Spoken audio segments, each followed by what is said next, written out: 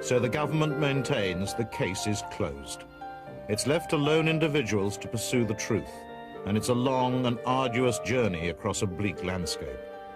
One such pilgrim is now revealing previously hidden information using the latest computer technology.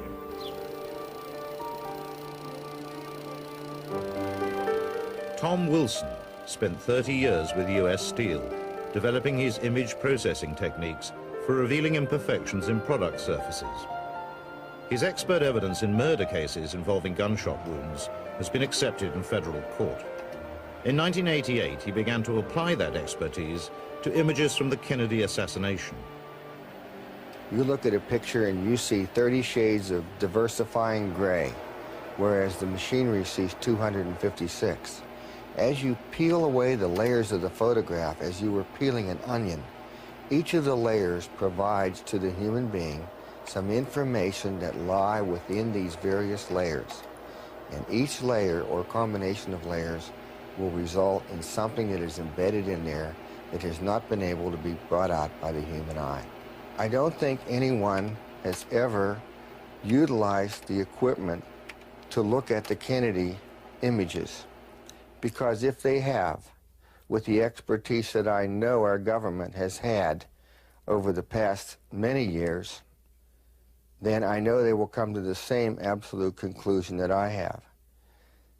And it's just been an unbelievable burden ever since, because I know that President Kennedy was assassinated by somebody from the front and that there was a conspiracy.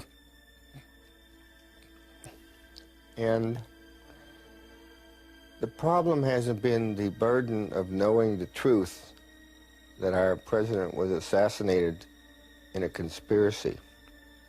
The problem has been that in my efforts to bring hard, scientific, technical information to the public has been thwarted by everywhere I have turned. I've tried the media, I've tried the government, I've tried everything I know, and no one wants to look at the evidence. Using image processing techniques undreamt of when Zapruder filmed the assassination, Tom has uncovered dramatic information hidden within this horrific footage. As we go further into the brain, we are able to observe all of the damage that has occurred in this rear exit wound from the very top of the skull down into where the missile exited through the head. As you can see, this is the scalp area, the damage to the skull, the area of the skull that's been blown away by the incoming frontal missile.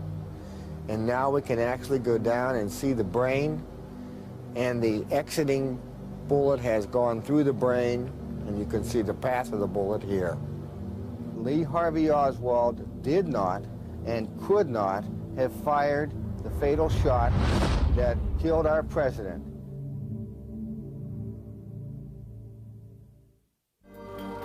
Tom Wilson's ability to extract hidden information from the assassination pictures is based on established scientific principles. This is photonics. This is the absolute science in the measurement of light. What is in these photographs and what is measured by the computer and backed up by hard scientific mathematical data. All of my findings can be reproduced. Badgeman shooting from the grassy knoll was first revealed in Mary Moorman's picture in The Men Who Killed Kennedy in 1988. Tom's initial work confirmed his presence. This encouraged him to apply his technology to photographic records of the assassination. The Zapruder film allowed me to be able to go in and look at the head wound initially. The autopsy photographs allowed me to verify that there were inconsistencies within, and the pristine Mary Moorman photograph allowed me to go in and actually measure the wound optically without image processing. As we go into the wound and as we expand the wound and magnify it, you can see that the pixel elements, or each one of these little dots, is represented by dark squares or light squares.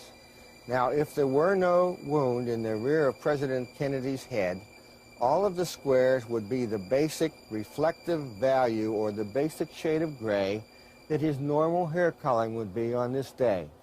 every time, in my years of experience with this, when there is a concave or convex area that is a deformation of the overall image, there is absolutely no question that the case is, as it goes darker under this situation, that this is going from an area on the top of President Kennedy's head down into an extremely deep hole, because the entrance wound that supported this exit wound was fired from the right frontal area of President Kennedy, and it exited through the rear.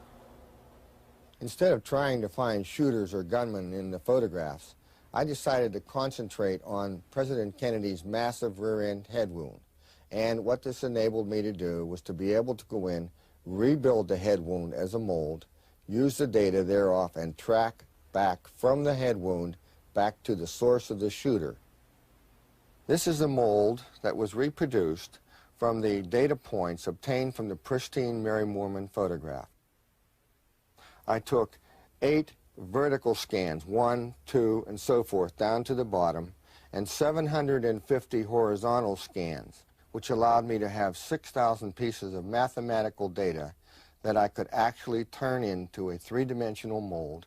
I was able to produce the exact replica, not to scale, of course, but an exact replica of President Kennedy's head wound. As you can see, this allowed me to be able to show the massive amount of material that was blown from the head into the air. As the bullet entered the right temporal area, it came within his head and fragmented into 2 directions. The right fragment is here, the left fragment is here. And this allowed me to determine, as you can see with all the flow of forces here, that all of the material was blown up and the entrance of the fragments came from below. Having gathered extensive mathematical data from the assassination images, Tom went to Dealey Plaza for the first time. Taking precise measurements from the site, he correlated these with his photographic findings. The results were not as he anticipated. When I came back and took these coordinates, which were mapped out using the machinery, not manual calculation, I could never put President Kennedy at the spot where the Zapruder film said was frame 313 when Badgeman was firing, because the projectile trajectory from Badgeman wasn't where Kennedy was. And when I put President Kennedy down the road 4 feet further, when Badgeman could hit him, Mary Moorman was in the wrong location, Mr. Zapruder wasn't fit, the fence was in the wrong place. I could not make anything fit. So I had to go back to Dallas, and I had to run more tests. And what I found out was something that I had overlooked all this time in looking at the photograph. President Kennedy's wound in his right temporal area is at an angle like this. It's coming out of the ground. And I said to myself, Tom, if the bullet was coming out of the ground, how is this possible? Because I never tried to determine where the bullet came from. I only know what it did to President Kennedy's head. This totally bewildered me, but I'm at the end of this mission. President Kennedy was assassinated by a man firing a missile from inside the manhole cover at the bottom of the steps in Dealey Plaza. There is absolutely no doubt in my mind that that is exactly where that headshot came from.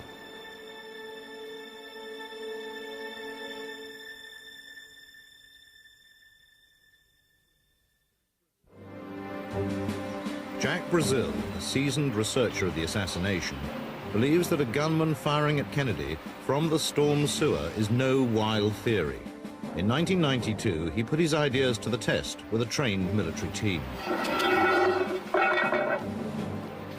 They explored the subterranean world beneath Dealey Plaza. After carefully analyzing and researching Dealey Plaza through the years, the only 2 spots that an assassin could actually hide and squeeze off around at the presidential limousine would be the storm sewer that I'm standing in now and the storm drain, which is located directly behind the wooden picket fence that joins the triple underpass.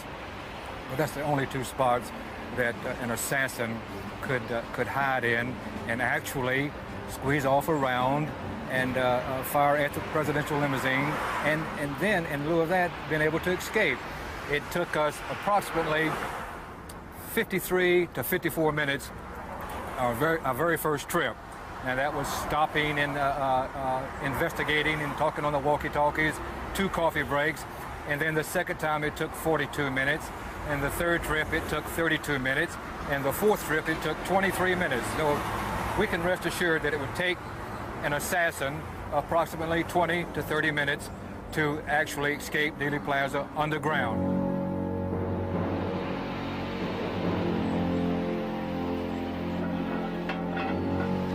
This ties in to the storm sewer in the center of Main Street, and it's easily accessible for a would-be assassin, and he could very easily have shot the president and used this route for an escape, which leads directly to the Trinity River.